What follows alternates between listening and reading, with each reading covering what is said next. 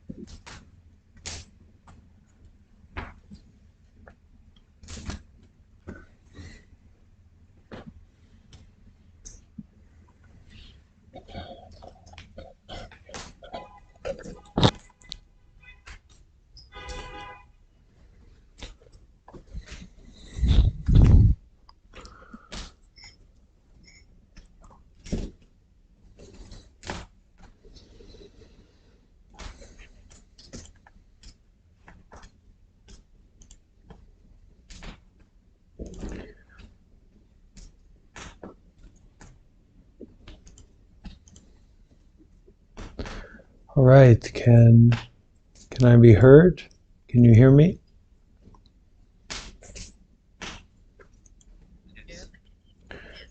Right, I need to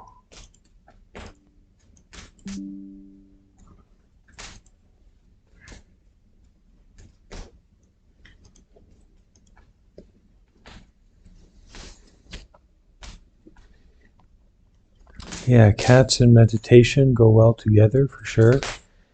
So welcome Anushka, Aridia, Kat, David, Christina, Nikki, Nuno, Danny, Big Sky, Anna, Tom. Hey there, Tom. Jasper, Karuna, Liliana, Linda, Suraj, who just updated his profile picture. Good look, Suraj, very nice. Moss and Maximiliano. And on YouTube, we have Mei Lee, Susan, Faris, and the Ultimate Blitz 1. Great.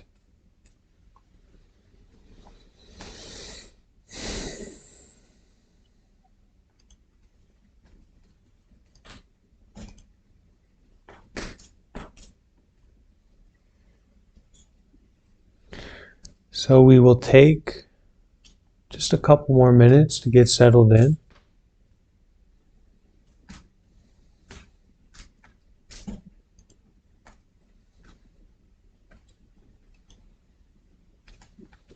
To be inspired and to connect with the feeling that the truth, the reality that we are together at this moment. I was speaking today with my teacher, one of my teachers, Seattle Tamasara, who runs the Tabarwa organization.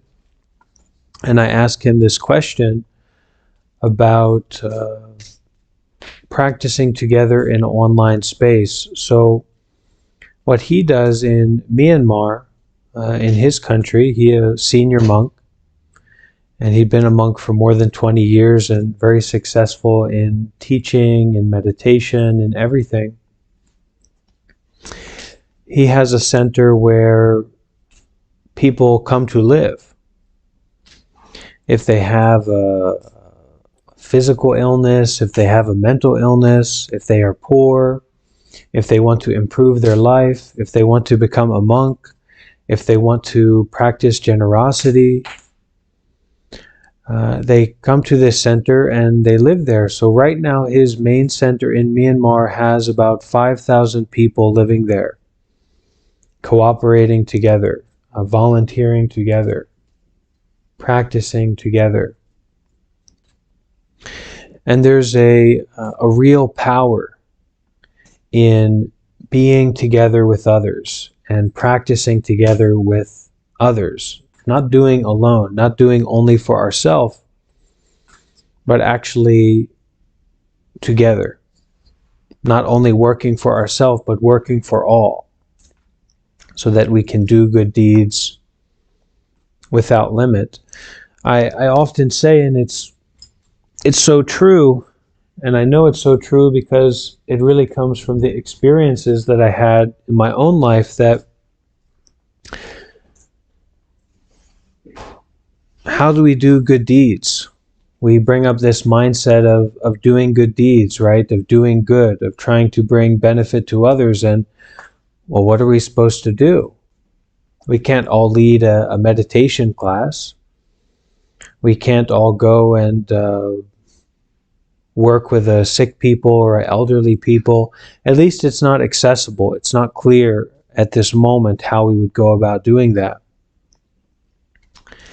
But when you are with other people, when you're a part of a community, especially at Tabarwa Center in Myanmar, I mean, there's endless opportunities to do good deeds. There's endless opportunities to volunteer, to be generous with your body, with your mind. So, and that's what we're doing here. We're doing good deeds. We can say we're doing the highest good deed, the greatest deed of practicing meditation, and that's very true. But also there's a feeling, at least, of a distance, right? And some things that we aren't able to do. We aren't able to cooperate so directly as we would be or at least it would make sense for us to cooperate more if we were living together, if we were in a similar space, if we were in the same space. Then cooperation is all the more essential, right? So I asked this question to my teacher, and he said that about, working on the online space and how can we do more like what you do. And he said that this body is nothing.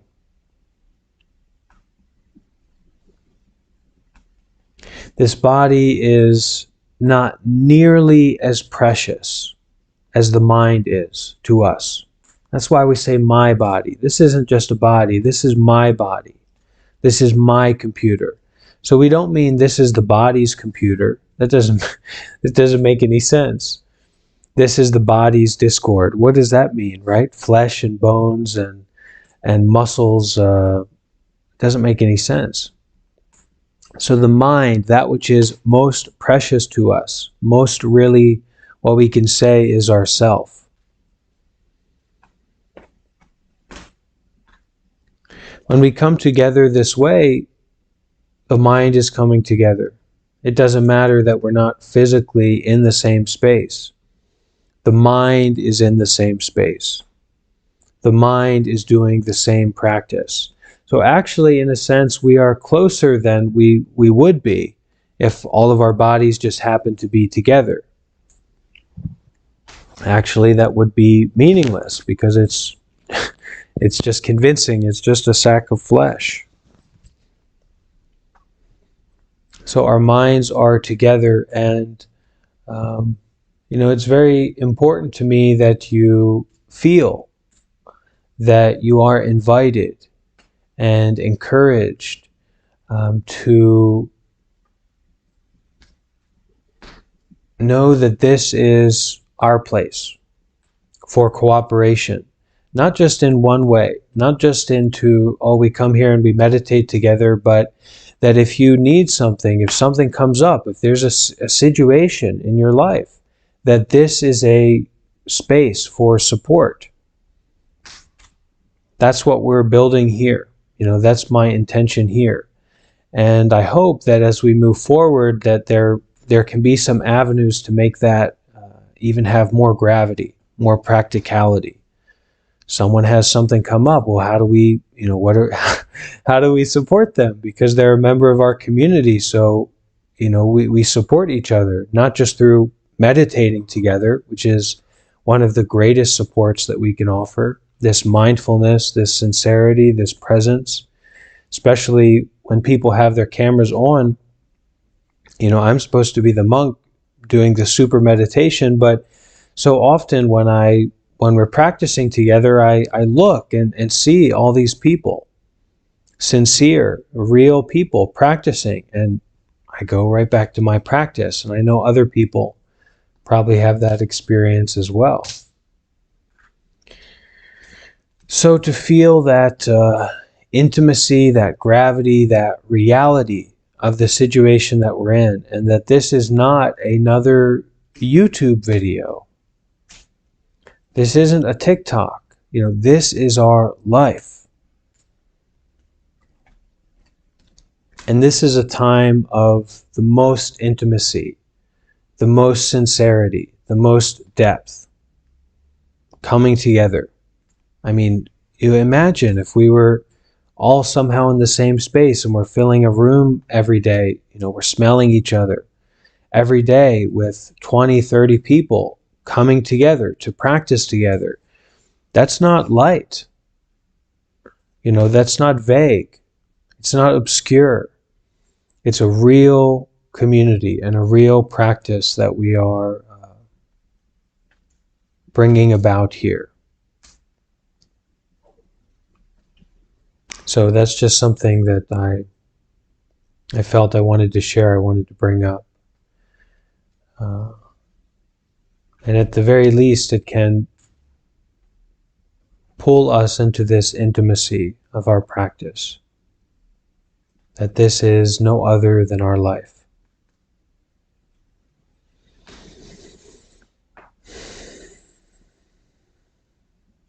Okay. So let's all find our meditation position. I like to sit cross-legged and the butt to be a little bit higher and the shoulders back and the spine somewhat straight.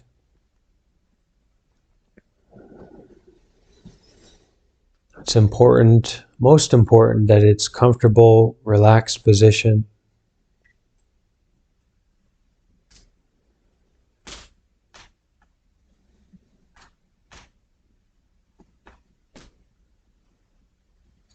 We can close our eyes and start to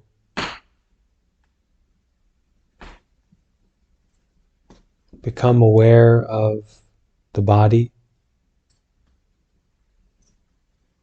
this body at this moment.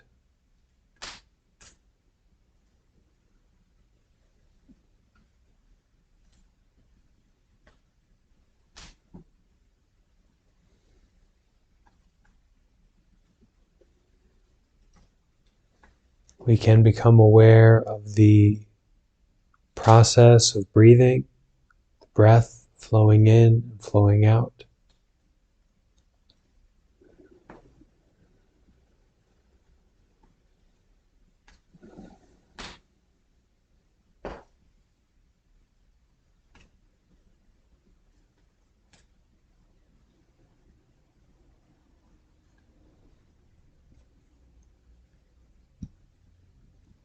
Although we may have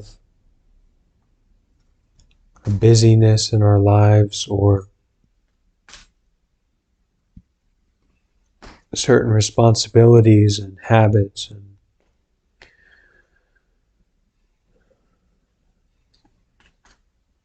difficult obligations that we find ourselves in again and again,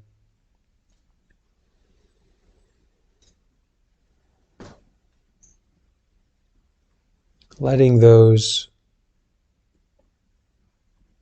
slide off, allowing those to fall away at this moment.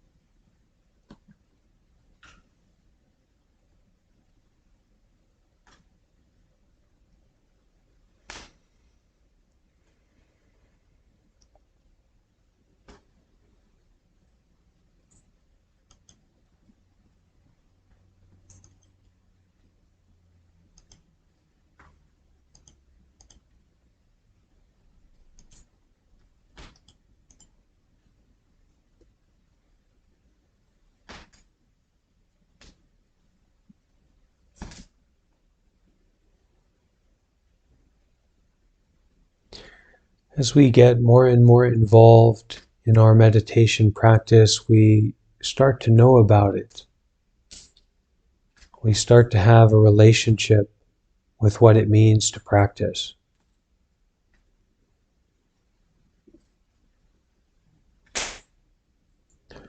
With what it means to turn the mind around, to turn the light around.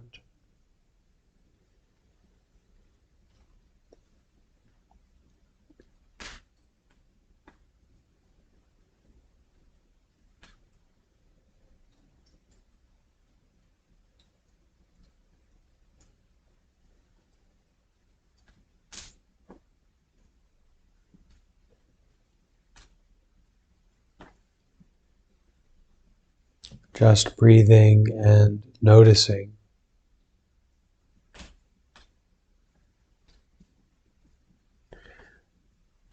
I tend to say this word just a lot, and it is to emphasize breathing exactly as breathing,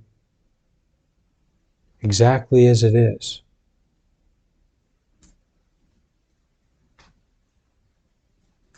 We're always looking around the corner, looking for the extra angle, the special flavor, the new kind of cheese.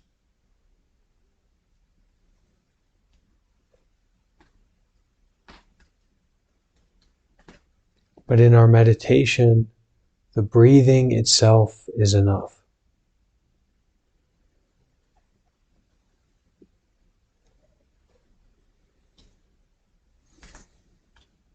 The breathing as this doorway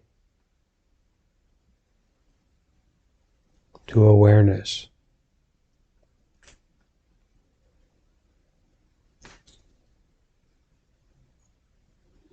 The breathing as this doorway to the body stilling, becoming more still, more calm.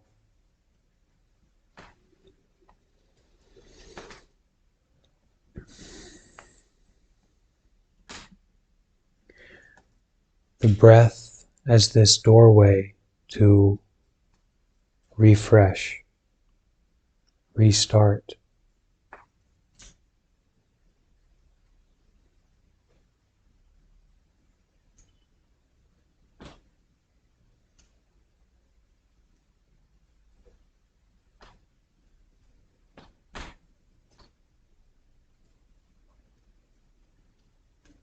The breath does not require any judgment.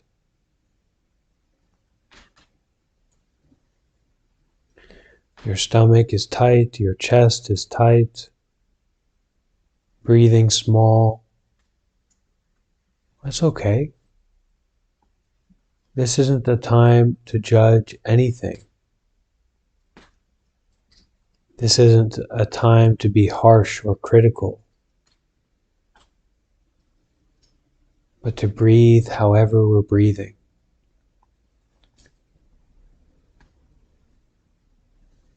To enjoy breathing.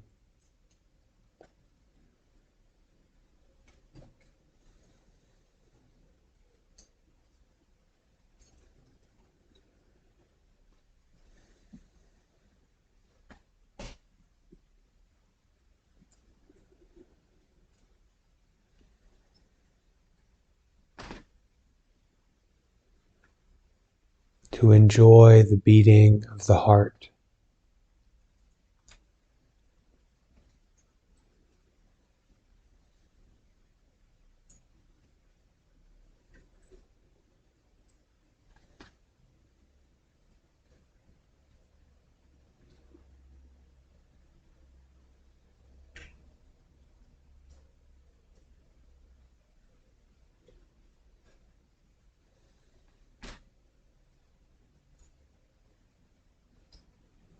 It's so simple that it confuses us. Don't be confused by confusion.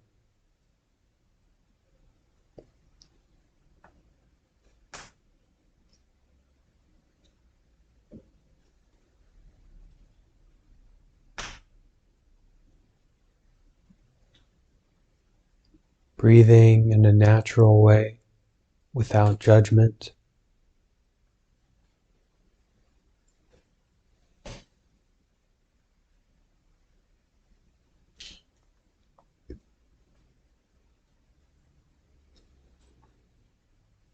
Aware of a sense of stillness and peace. Even if there's movement in the body,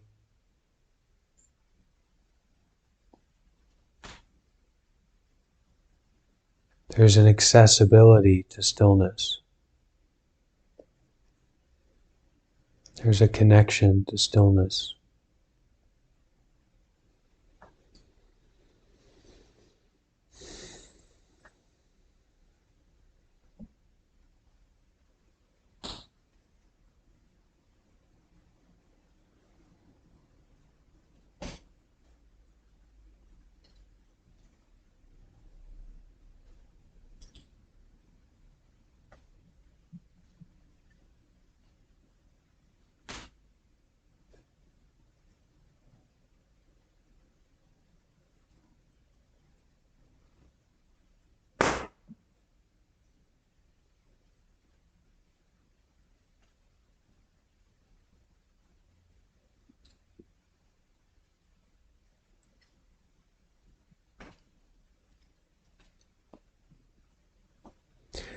Sometimes the point where we are ready to give up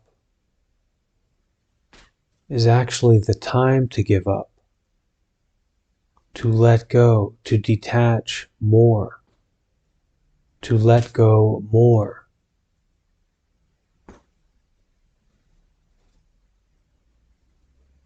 to overflow, to flood the body and mind with letting go, giving up, giving up, letting go of letting go.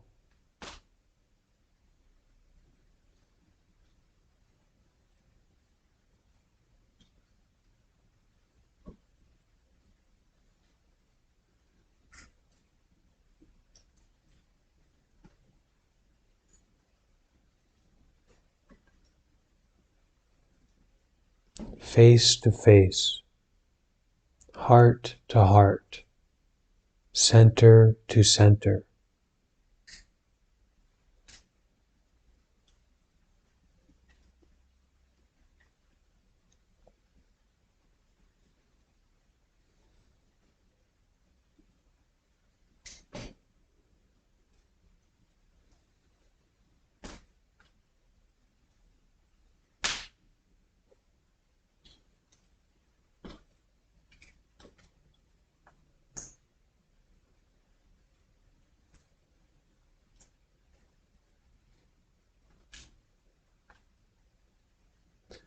Rely on the method.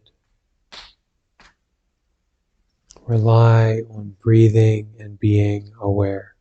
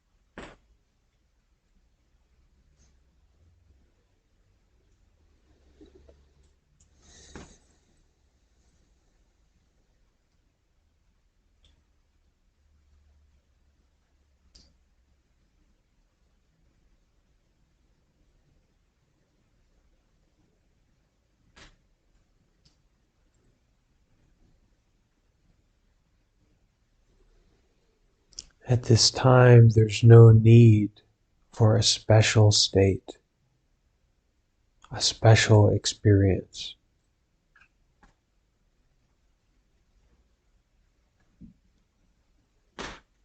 Breathing and being aware. That's all.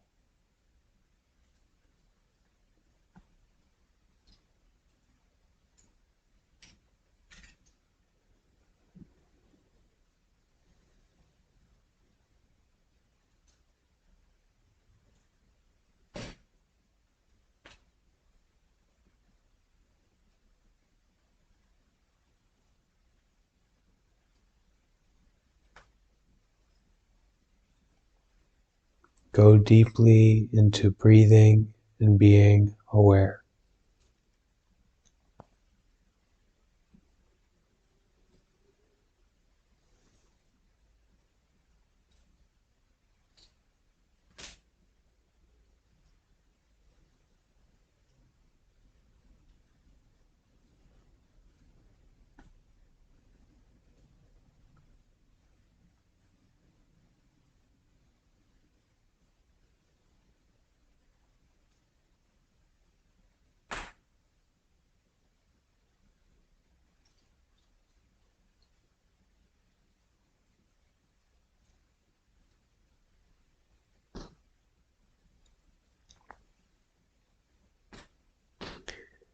There's a Buddhist saying,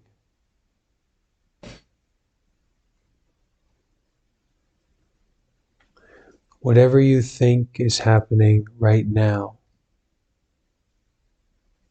you can be sure that that's not it.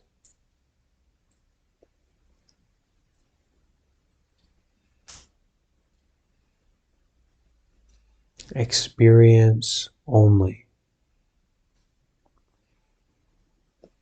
Breathing only.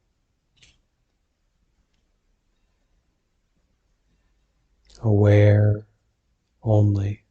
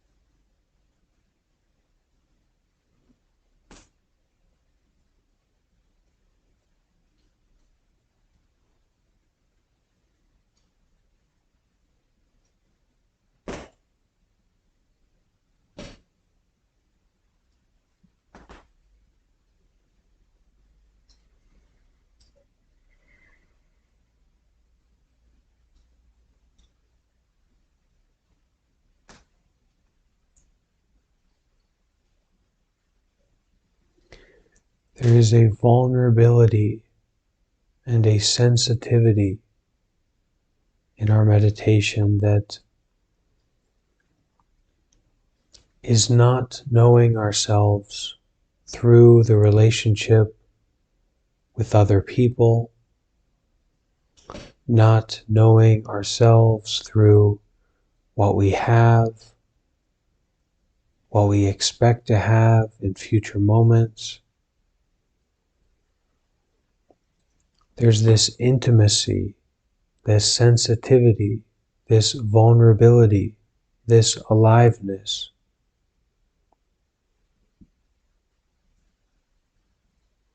Don't be afraid to touch as deeply as you can.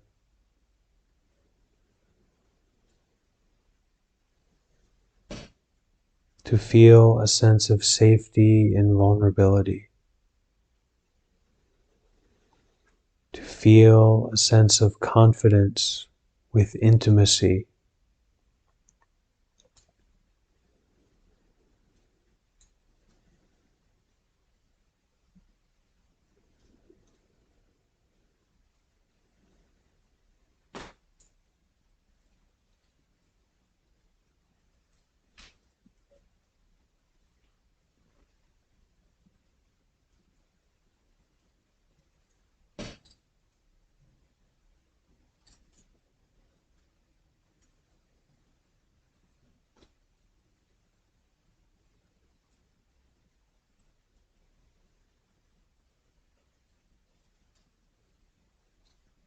No past,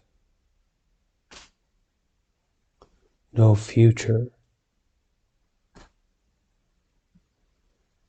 Not because it isn't real, but because it is unnecessary.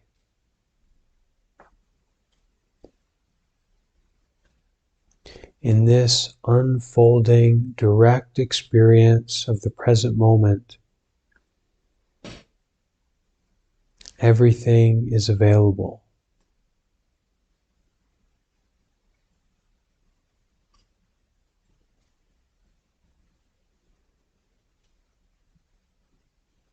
The heart opens.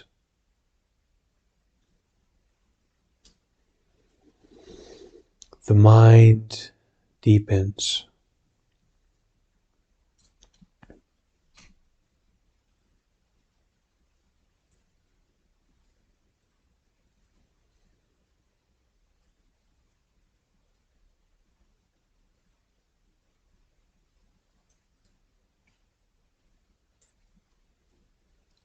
The heart opens. The mind deepens.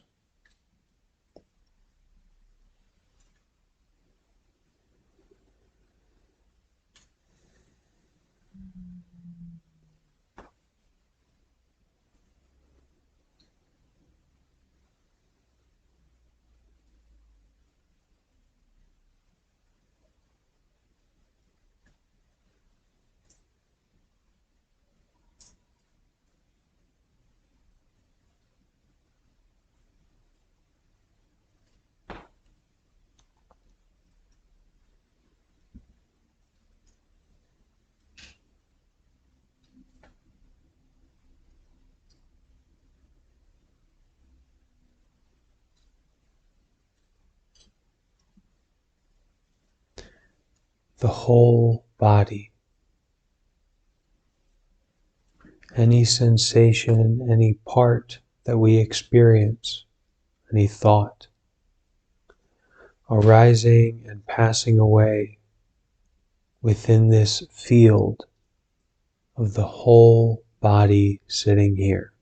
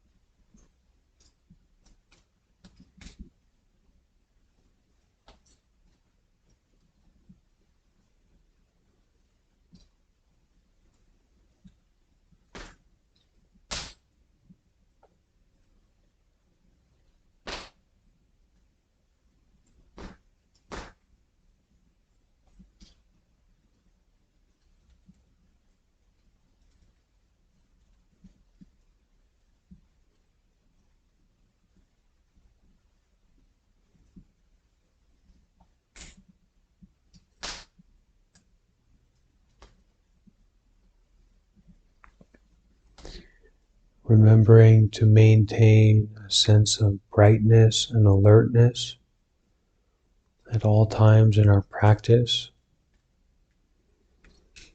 We're never working ourselves into a fog or a frenzy, but a stabilized brightness.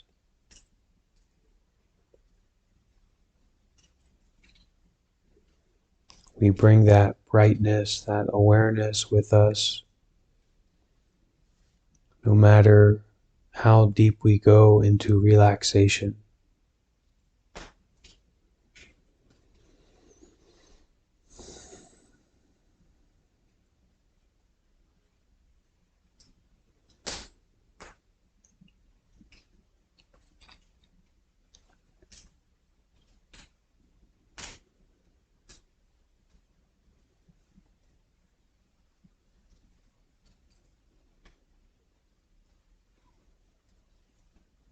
Just breathing, just being aware.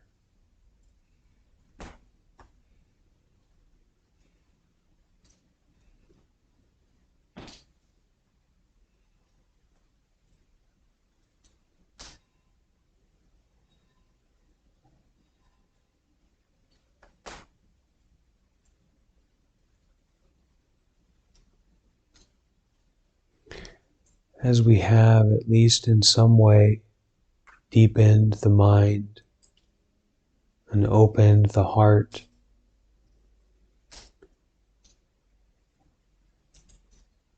let's together plant a few seeds of metta, a few seeds of loving kindness. So we stay with this depth, with this openness, with this sincerity, and we repeat these phrases of metta, these phrases of loving kindness with our whole body and mind, our whole heart.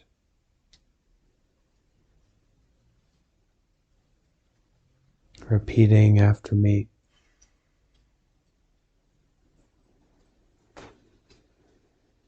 May I be happy.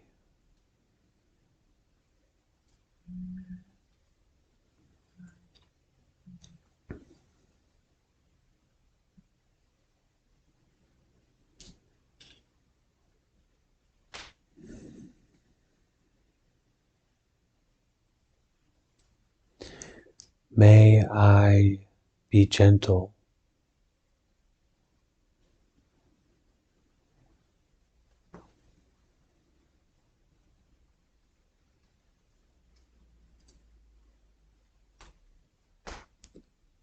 May I be soft and kind.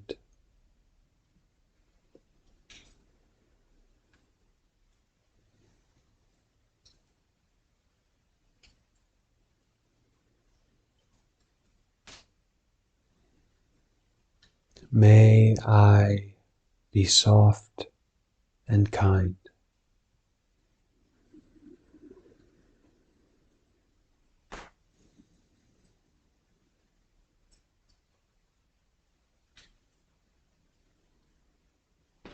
May I be at peace.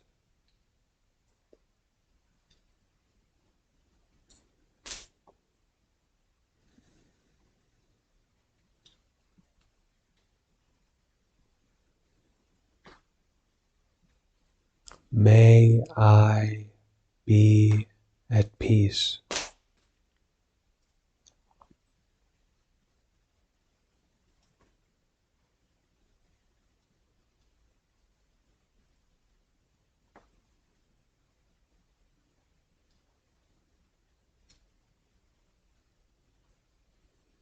May each and every breath bring me happiness.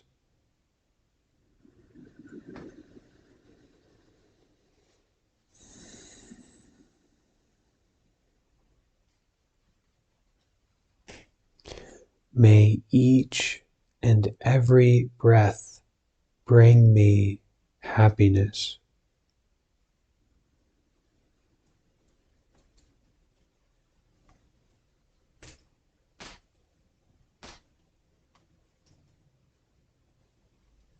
May I always feel safe.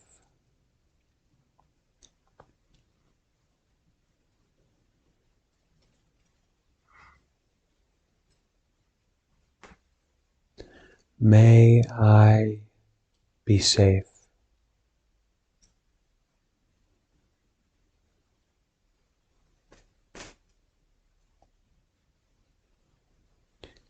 May I be free from all danger.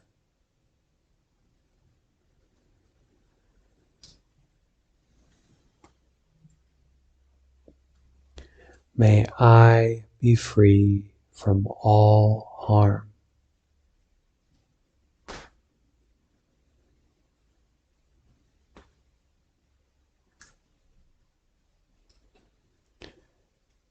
May I overcome all difficulties.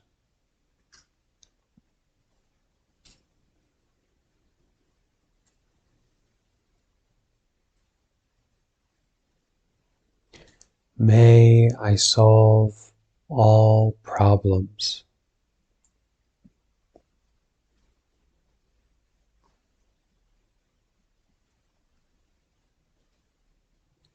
May I be successful.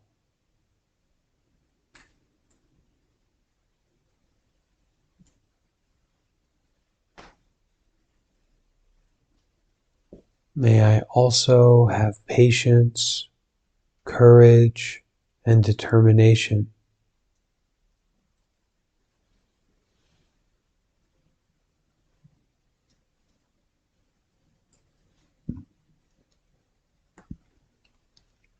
May I also have patience, courage, and determination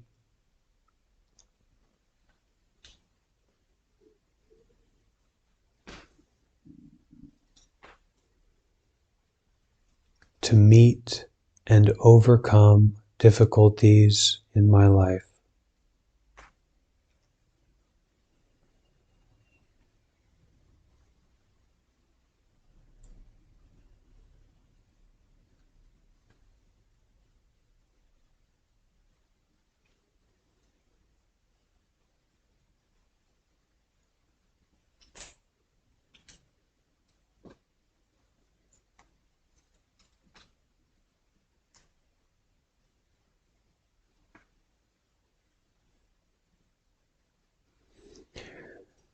So I'll now read the Metta Sutta as translated by Thich Nhat Hanh.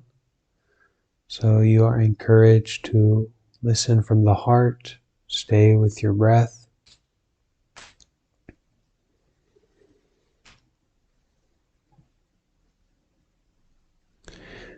Those who wish to attain peace should practice being upright, humble, and capable of using loving speech.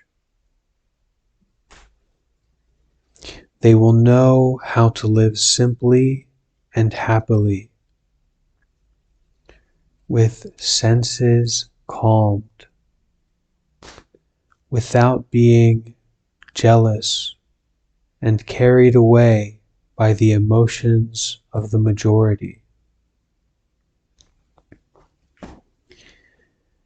Let those who wish to attain peace not do anything that would be disapproved of by those who are wise. This is how they should contemplate. These next verses you can repeat after me.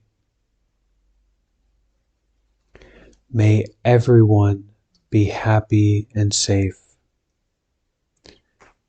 and may their hearts be filled with joy.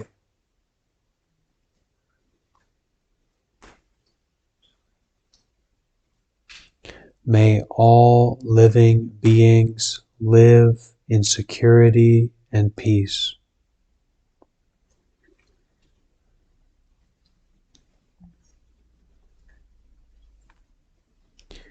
Beings who are frail or strong, tall or short, big or small, visible or not visible, near or far away, already born or yet to be born.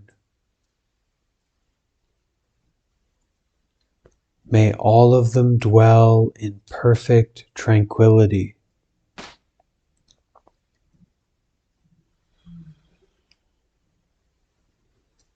Let no one do harm to anyone.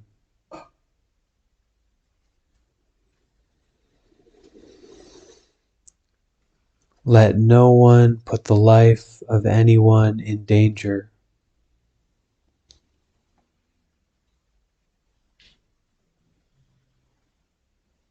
Let no one, out of anger or ill will, wish anyone any harm.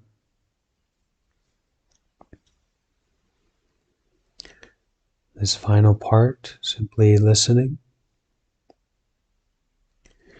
Just as a mother loves and protects her only child at the risk of her own life, cultivate, generate, practice, bring up boundless love to offer to all living beings in the entire cosmos. Let our boundless love pervade the whole universe, above, below, and across. Let our boundless love pervade our whole body and mind, above, below, and throughout. Our love will know no obstacles. Our heart will be absolutely free from hatred and ill will. Whether standing or walking, sitting or laying, as long as we are awake, we should maintain this mindfulness of love in our own heart. This is the noblest way of living. Free from wrong views, greed, and sensual desires, living in beauty and realizing perfect understanding. Those who practice boundless love will certainly transcend all suffering. Those who practice boundless love will certainly transcend all suffering.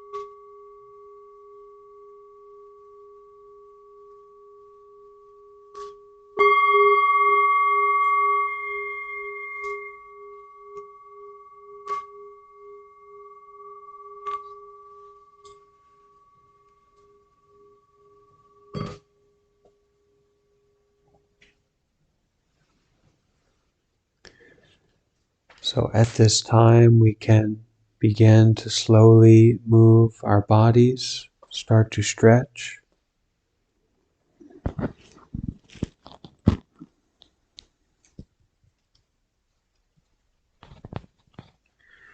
Any particular part of your body that tends to ache or feel pain when you practice, you can massage that area. And also, it's often practiced to massage the face and the head after we do meditation.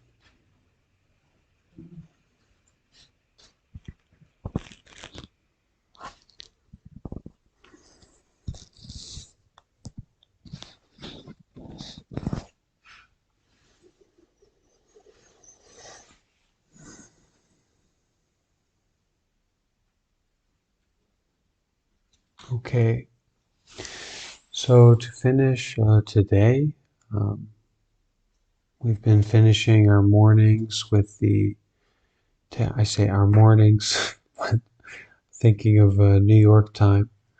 So we've been finishing our first practice of the day with taking the 5 precepts, and we've been finishing the last practice of the day here on Discord with the Heart Sutra. And a lot of people have expressed that they enjoy that.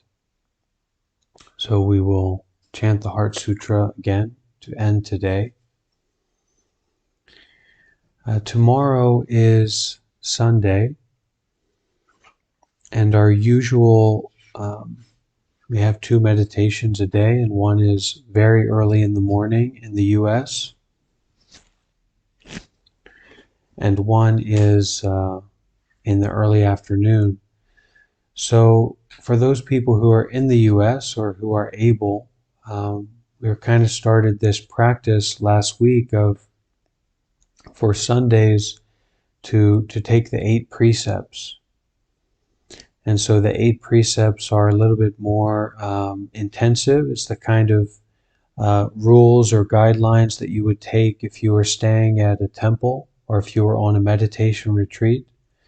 So tomorrow, very early in the morning in the US, when we have our first meditation of the day at 8 a.m. New York time, we'll take the 8 precepts at the end of that meditation.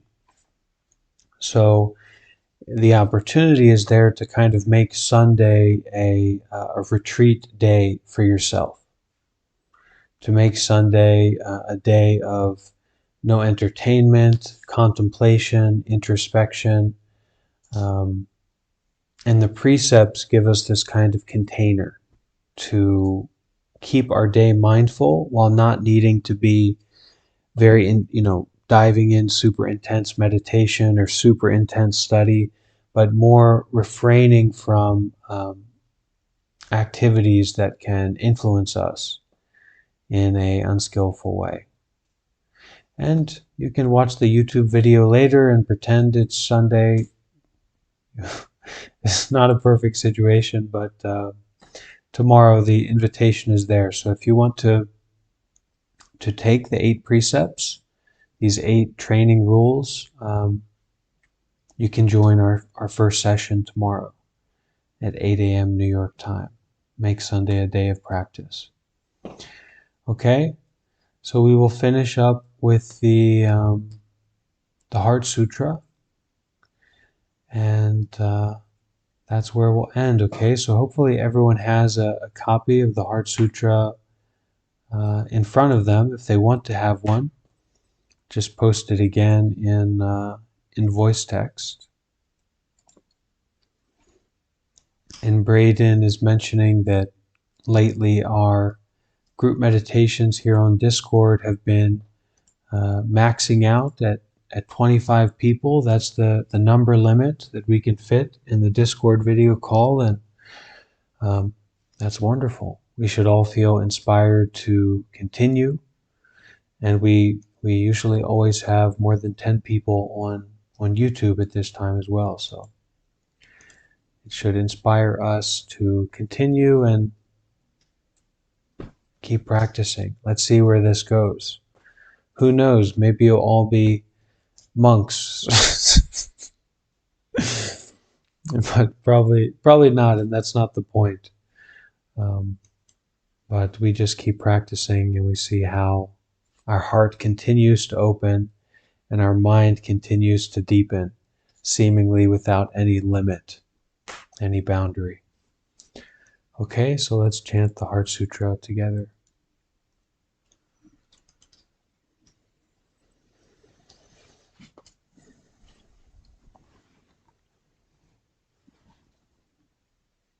We can all bring our hands together.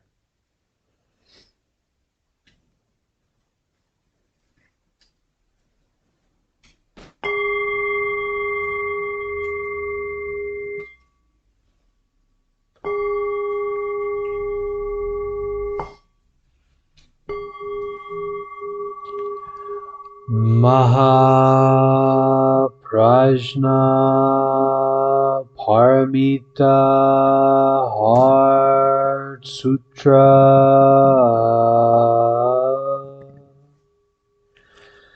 When the Bodhisattva Avalokiteshvara was coursing in the deeper Paramita, she realized that all the 5 skandhas are empty, thereby transcending all sufferings.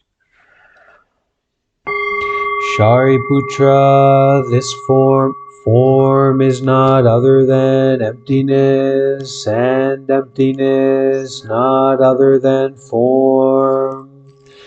Form is precisely emptiness, and emptiness precisely form. So also are sensation, perception, volition, and consciousness. Shariputra, this form of the emptiness of all dharmas is non-arising, non-perishing, non-impure, non-pure, non-increasing, and non-decreasing. Therefore, in emptiness there is no form, and no sensation, perception, volition, or consciousness. No eye, ear, nose, tongue, body, or mind.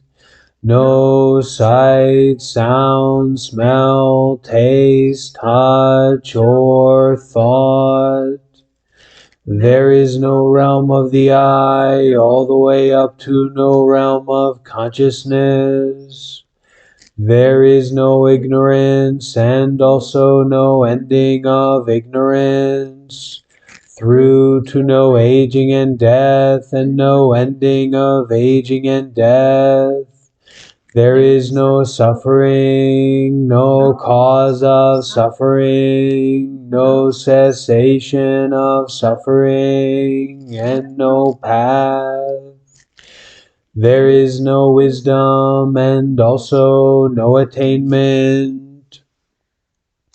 With nothing to attain, bodhisattvas relying on prajna paramita have no obstructions in their minds.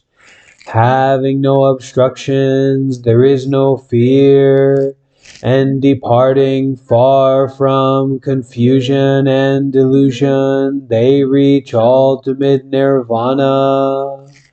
All Buddhas of the past, present, and future, relying on prajna paramita, attain supreme Buddhahood.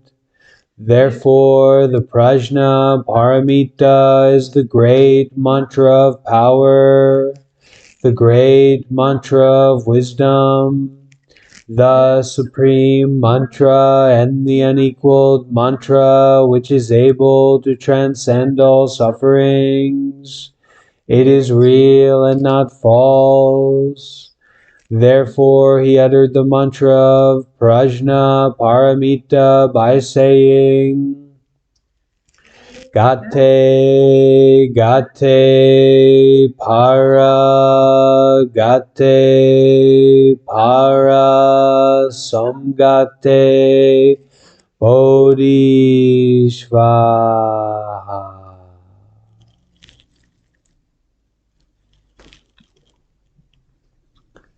Okay, and we'll finish the very end here with 3 sadhus together. So this sadhu has the meaning of wonderful, excellent, well done, good job. And it's very easy for all of us to kind of harmonize together when we do this sadhu. So you're invited to unmute your microphone. Be wonderful to all of us to hear each other and to harmonize. And seems to work out pretty well when we do that. All right, so gently chanting together sadhu 3 times.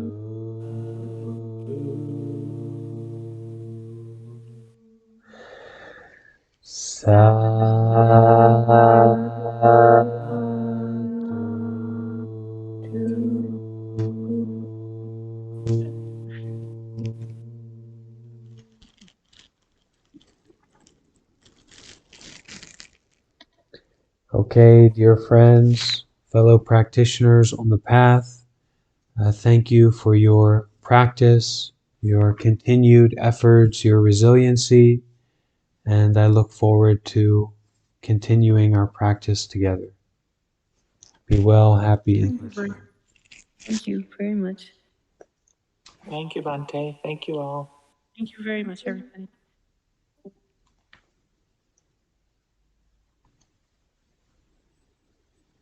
How are you doing, Bate? What did... Oh.